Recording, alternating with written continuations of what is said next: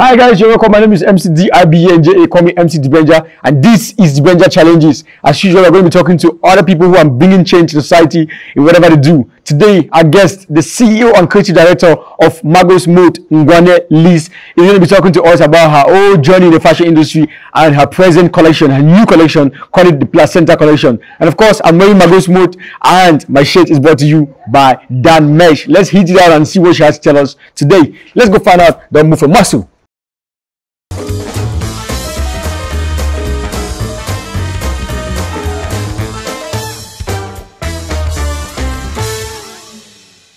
Welcome back, guys. Like I said, we still have Dibenja Challenges, and my guest for today is some very young but very powerful lady, Margo'smode CEO Ngwane Liz, who is right here with me. She's not here with me because I'm here with her because I visited her. So we're checking out her new collections, call it Placenta. You know, from H collection right on to Heritage, right on to Pin Me, right on to Bridge, and we're right here on Placenta. She's going to tell us what all these collections actually mean. Hi, Liz. Hi, Dibenja. Why are you so cool? Like, hi, Dibenja. I think you had to come with a bottle of wine, so you didn't. No, but I think we're going to drink the wine after, okay. Not now. Okay, you have to give me wine. I didn't say that. I didn't say it. How you doing? Great, MC Dibenja. I'm wearing Margo'smode, guys. I mean, what collection? Bridge collection. I'm wearing Bridge collection, guys. So if you haven't got to tell me about Margo'smode, you're wasting your time because I'm already in Margo'smode. Check me out. So now, each of your collections, from H collection to Heritage to Pin Me to Bridge, right up to Placenta, the different names. What has been the significance in all of these collections? With Margo'smode, every collection has to speak volumes. You always have to speak something very significant.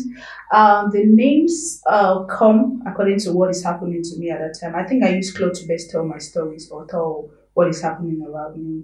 With the H collection, it was kind of inspired by someone that talked words into me and made me know that I could do it. It was just a collection of jackets and trying to promote this Afro luxury pop brand in Cameroon, because that was the first collection that I got into the fashion industry in 2017. So we moved to Heritage, where we're trying to promote wearing of African prints in workspaces, and then we go to Pin Me, which is one of the most talked about collections. It's one of the most prestigious collections of Margo'smode. That was a very sensitive collection, and you saw the way the symbol of Pin Me was working hard and that, so it had to do with a whole emotion, with heartbreaks, what we go through as ladies. It had to do with me personally. Like I said, most of my collections tell my story, and with which you saw. Now we said it that we were living from the start. I have a background on environmental engineering, so I was looking for this thing that will merge my careers into two. And with the Bridge collection, is telling you that we are living from a non-sustainable brand to an ethical brand. It's true that from the start we started by having this collection, which is, people call it the paper collection, but we launched our brand to tell people that we are an ethical brand. But now, how do we put these processes? So that was Bridge. We were leaving the non-sustainable world to the sustainable brand, where you start asking questions like, what was it made of? Like, who made my dress? How was it made from? Where they got the fabric? All details.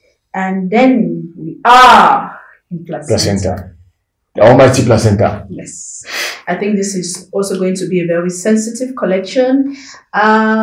Placenta is a collection where we're trying to see how to connect the relationship between a mom and a child. A baby, Yes, so we're trying to see how to connect a mom and a child.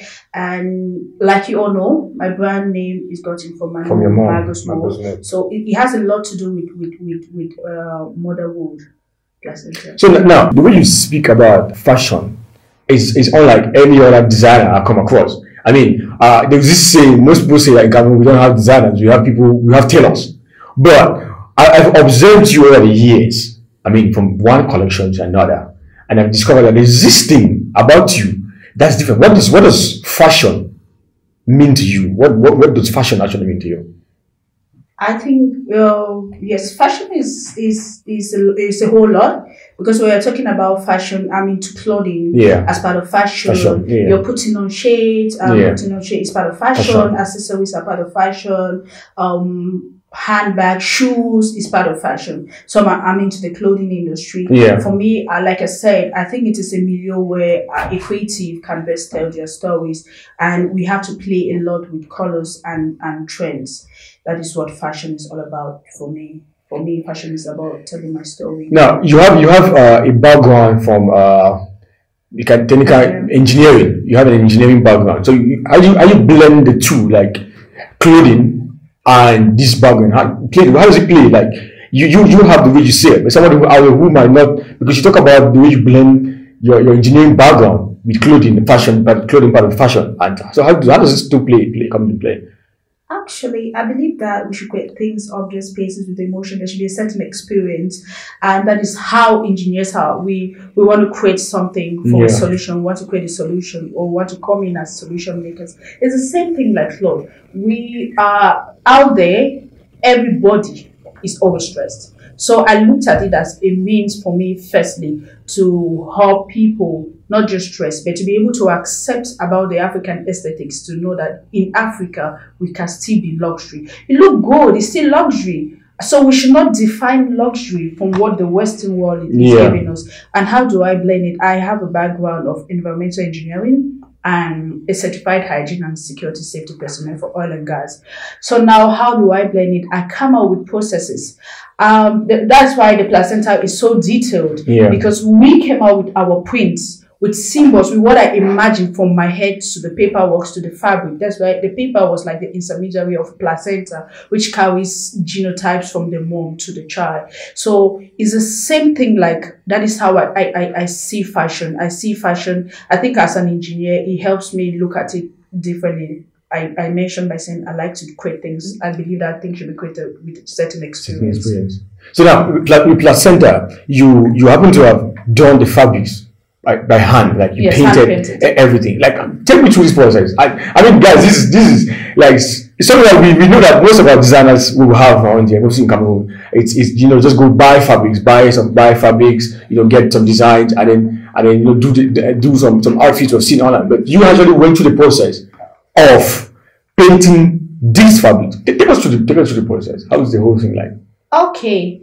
It goes back to what you said as an engineer. Okay, with engineers, we try things. We believe that we should create things with a certain degree. I firstly wanted to create prints which I could just send to the Western world, for example, in China, and do mass production. But now we want to promote sustainability. We want to work with our local artisans, with our local markers, with our craftsmen. That sustainability does not just, when I talk about sustainability, it's not just telling you that, the bench has to see like that. You should wear a print that is 100% cotton. You should reduce the amount of plastics. No, sustainability is also about creating jobs for other people. So I thought that the highest thing we could do as a brand is to promote our local artisans. She says it's coming. We're going to be right back. Let's have a little break, and when we come back, we'll talk about the whole Cameroon fashion industry and the whole ideology of promote your own or support your own, as I say it, if it works in the fashion industry. We're going to be right back.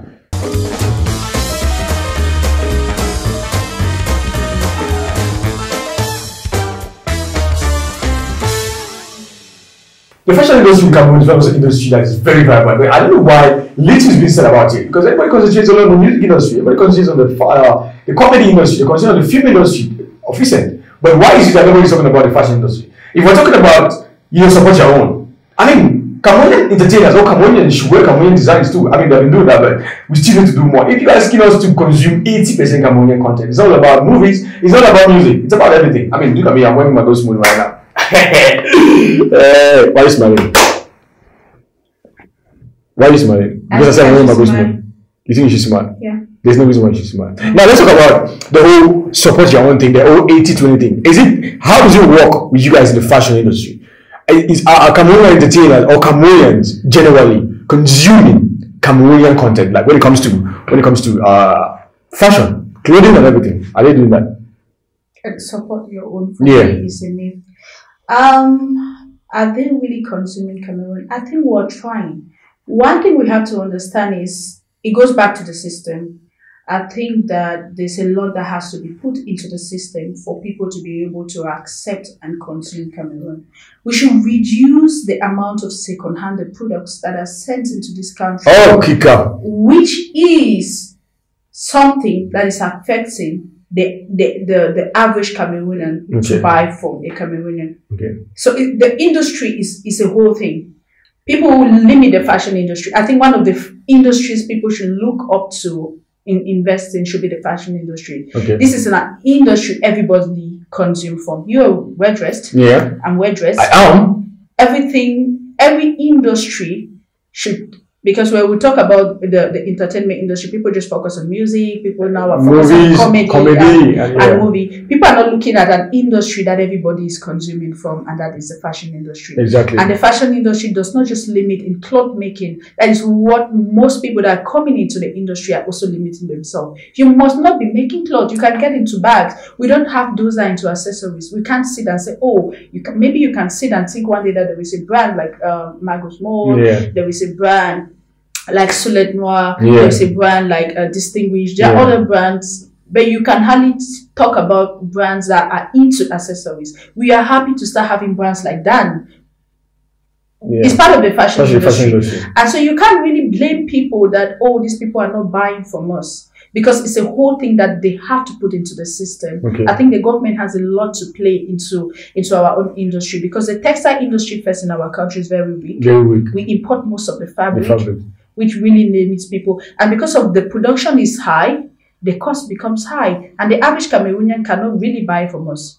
So now, I was about to come to that point to talk about the cost of Cameroonian designs, because I got seen most people complained about the cost. That the reason why some of us don't patronize Cameroonian designers because they're too expensive. What can you say about what's the whole reason? Is it because of the how fabrics are expensive or what? Like I said, we go back to the cost. Okay. The cost of production for an average startup designer is very high. Yeah. For example, when you want to give people the very high quality, you have everything is very costly. Let's get the quality I'm wearing. The products are gotten from, you got fabric from abroad. Imagine that we had to promote. We have cotton fabrics well made in the northern part of Cameroon. Nobody is talking about promoting those local artisans. So how do you expect the local startup to survive? He or she wants to survive. And Cameroonians, I think we're just selfish, because we complain about prices. How can you come and talk about a piece like what you're wearing, which is artistic, and they tell you to give 35,000 francs, and you still complain? How much did the person take? The creativity, the time, the artwork, value us. There are people that still wear fake brands out there, because these brands are from the Western world. That what they even give, what you wear is even the fake one, just because you want to feel belonging. I think it's time that we start valuing what we have, that you'll be able to buy. And when you buy from a Cameroonian, you're not just helping that person you bought from. Because there's this whole thing that I think Cameroonians now have. You feel like you're supporting the person. No. It's a whole chain. The person that sold the thread, the person that tailored the dress, the person that sold the fabric.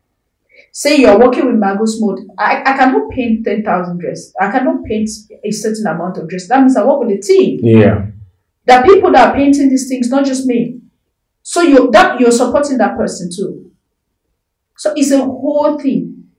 Maybe I want that, okay, MC Dibenja, I have to give you something for a promo because you work as a PRO. So it's a whole chain. So it's a whole process. So don't just look at that person and like you're giving that person 35,000. It's like the whole 35,000 just goes to the pocket. No, you have to look at the process. Well, even cheap if you look at the long run, what we put in, because some of us just want to just do this out of passion, and you keep having that faith that it will get better. Yeah. So what's your relationship with other Cameroonian designers? Like, what's your relationship with them? Because, for example, in the music industry, you see collaborations. You know, you have collaborations. Stanley would do collaboration with TZ. TZ they will do local. So, what's your relationship with other Cameroonian designers? How do you guys work together? Like, do you guys work together in a synergy like that? I think with the fashion, it's quite difficult not that it's actually with designers. It's quite difficult in a milieu where we find ourselves to really come up with the collaborations, because we have different brands. And if our brand's aesthetics dominate, I cannot be running an eco-friendly brand and I go and do a collaboration with a brand that doesn't stand with the same beliefs with me. Okay. So that is how collaborations become difficult. But we have other ways we could collaborate. We have pop-up sales that we can collaborate together and see how to sell. We have maybe maybe I don't have a particular item and then someone needs a dress. Yeah, you refer to another person. Yeah, you refer them to another person. But to say there will be these collaborations, it happens in the Western world for high fashion, which is known as haute couture. This is why people get mixed up. It's not every designer that is being ordained to do party wears or high fashion. Okay, there are designers that are ready to wear pret-a-porter, like what we are doing here is pret-a-porter. Yeah. So we're practically, and I think I will encourage most startups to get into pret-a-porter. Now there's this thing, right? You're talking about not every designer that can actually do a party wear. Not every designer can do a streetwear or something like that. So I want to get this straight, because like I said in the beginning, we are confusing who is a fashion designer and who is probably a tailor, or who's probably, because I don't know who's a fashion designer. I want to get that. I think if a fashion designer is somebody that takes ideas from the ideas to reality, that means you're the creative director of that process. A fashion designer must not be a tailor or a pattern maker, because a tailor actually, according to the fashion world, is somebody a tailor is somebody that sews suits. That is who is known as a tailor. Somebody that sews suits. Okay, now we want to talk about tailoring or pattern copyers. It's a whole chain. It's just that we are startup, and most of the time you do all those things. But imagine you have to produce this dress you're wearing 50, and you have a command and you're producing. So start thinking about how to scale up, right? You have pattern makers. You have people that study to be pattern makers. Now, there's a difference between you, a fashion designer, and them. A fashion designer, you had the idea, you had it on paper, you sketched it out, maybe. From the sketching to maybe you go for your fabric sorting, to follow the process of tailoring. See, that idea is brought to reality. Yeah. And even the concept, you are not just seeing these caps. It had to align with my aesthetics of that collection. You see, even from the shoots we did and the rest and every promo we've been doing, we've been having this. If I go online now, I get a suit, or probably I see any dress online, and I get it, right? And I bring it to someone. I say, okay, you know what? I want this suit. You do the suit for me. Can I post this suit and say designed by this person? No, you're not the designer. Because that's mostly what we see around here. That's why I think it's the reason you asked me the question, because that is not a designer. I think a designer, especially where you want to come up with a collection should be a masterpiece of what you created. What is not something you will see. For example, the piece you're wearing, I started doing max pieces in 2018 when I did the first outfit that I did a max on it, and it was worn by Colonel Dixon. And in 2020, April, a Nigerian designer comes up and he's doing this. He just gets different artwork that are on Instagram and he puts on dresses that are popular. But if I have a trademark and I get up to date because I have a record of this design and I go to Nigeria and I want to sue him, I have all the right to sue him because I did it first in 2018 before we came to 20. So that's what I'm trying to say. But the thing is, we face it every day that we go and you say it's difficult to follow up what you've copied. One thing designers don't know, or I don't want to say designer, one thing that people out there don't know is we get inspired from someone's work. Okay. For example, this piece is called a switch. It was part of it. It was actually the first piece I created for. So we were on the set, and I actually forgot to take out my sketchbook to show you everything. I will have shown you when I did design Placenta. Placenta was actually sketched out in October 2020, and I did all my sketches of the. I mean, when we are going to see the sketchbook. Yes. Yeah. So actually, it like stitches, right? You might get inspired. I just felt like oh, I was broken, I've gone through some certain issues and I wanted to stitch those wounds. And we have whole reborns passing and the whole thing celebrating. Now, I always want to bring what we come from. We are Africans, right? And this African woman, and as a young girl, as an African girl, we didn't know all this. We had this hand-threaded hair, and that was how stitches was built. So I think if a designer get inspired from my work, a twist out of a design is no longer your design. Okay, now before we are running to the end of our talk, but before we go, what inspires you generally? Like, what inspires you when you sit down and you're comfortable on your lonely times? What's that thing that says, okay, fine, you know what?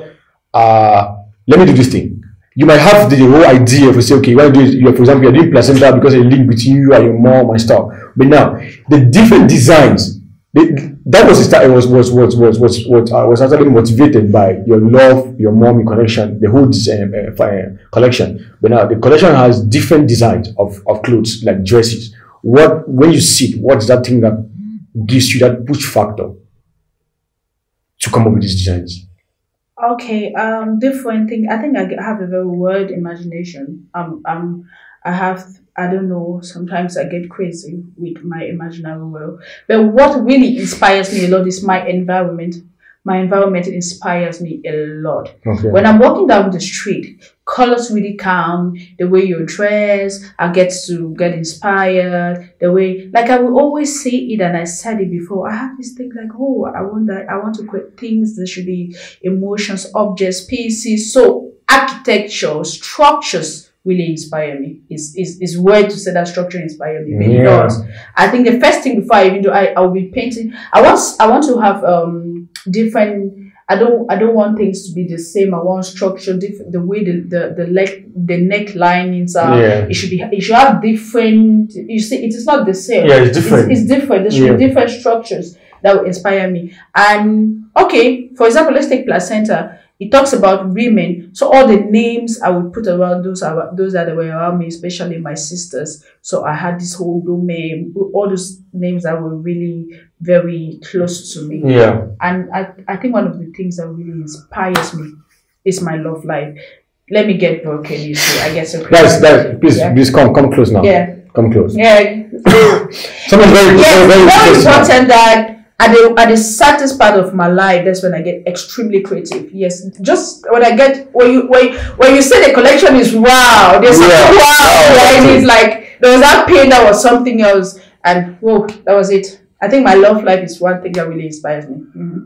Wow. The more I get emotional. I mean, I wish all our love lives like this. No, I'm breaking my heart here. I wish all our love lives like this.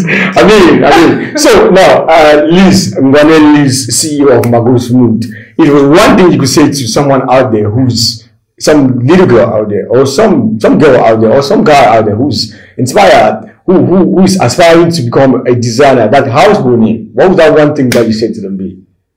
Do you? Yes, I think they should do them, because there was one thing that people did not believe, and I think since I got into it, people are believing, is to wear what I create. Okay. Because it is difficult. It's still difficult. People will come and be like, oh, I've seen the same thing. Can you do me the same thing? I'm like, this is what I sell. Yes, do you? It's time that people start consuming us, because we are creative. The more you do things, the more you realize that you become so creative. So I don't want to limit myself. You will not limit that gift that God gave it to me. No, you have to consume what I created. We have everything in different sizes. What I'm putting on, you can see. So we want people to be able to wear us. This is the time Cameroonians to sit and say, I am wearing Cameroon. And I think if you wear Margo'smode now, you sit somewhere, you're kind of full of yourself. I think it's making sense. It's making some sense. So I think every young creative to do them. If you feel like this is what you want to get into, get word. Create the most craziest thing people will call crazy, and they'll understand you later. How do you get to Margo'smode? How do you get to Ngwane Liz? How do you contact you guys? You want to get to Margo'smode, not me. Okay. No, I mean people want to get you to get maybe some other reasons. But hello. Hi. Margo'smode, not me. Please. Okay, how do we get to Margo'smode? Come on. Okay, you could get to Margo'smode. We are at Boulevard de la Liberté, Aqua, at a retail shop, and we are working on a new space in Makepe, precisely at Total Makepe. We are having a flagship store with Work Cafe. Then you can get to us through our social media: Instagram Margo'smode, Facebook Margo'smode, Twitter Margo'smode. Margo'smode. Or you get to me, like Ben just said. I am becoming Margo'smode lately. You could get to Ngwane Liz, so she gets to Margo'smode for you. Thank you very much for talking to us on the show. Thank you very much for, you said before we started this time, you said that you that's what you said. Like you was like like anyway, we're so grateful that you let us come talk to you and see what that's all about, and let us wear Margo'smode. I mean, if you're not wearing Margo'smode, guys, you're lacking behind. Thank you very much, Ngwane Liz, CEO and creative director of Margo'smode. That's how we like being called. Creative director. I'm not the CEO. The creative director of Margo'smode. I just want to be creative. We're still looking for CEO. Please, you guys should come and invest into the fashion industry. So we need you people. Come and invest. Alright guys, thank you very much for being there, and make sure to always follow Margo'smode on all social media platforms, and make sure you wear Margo'smode like me. I'm feeling so great because I'm wearing Margo'smode, and thank you very much for always following the vendor challenges every week. And don't forget, if you haven't subscribed, make sure you subscribe, and make sure you drop a comment and tell us if the whole 80-20 thing works too for the fashion industry. And of course, it should work. So please make sure you wear Cameroonian designers, wear Margo'smode. Alright, it's been all for us right here on the show, and make sure we see you next time. But before we go, check her out. I mean, see how beautiful she looks. She says, Ewo. Yeah, I have that's the opportunity to Margo'smode. wear Margo'smode today. Placenta. Placenta. I mean, check it out. Bye-bye.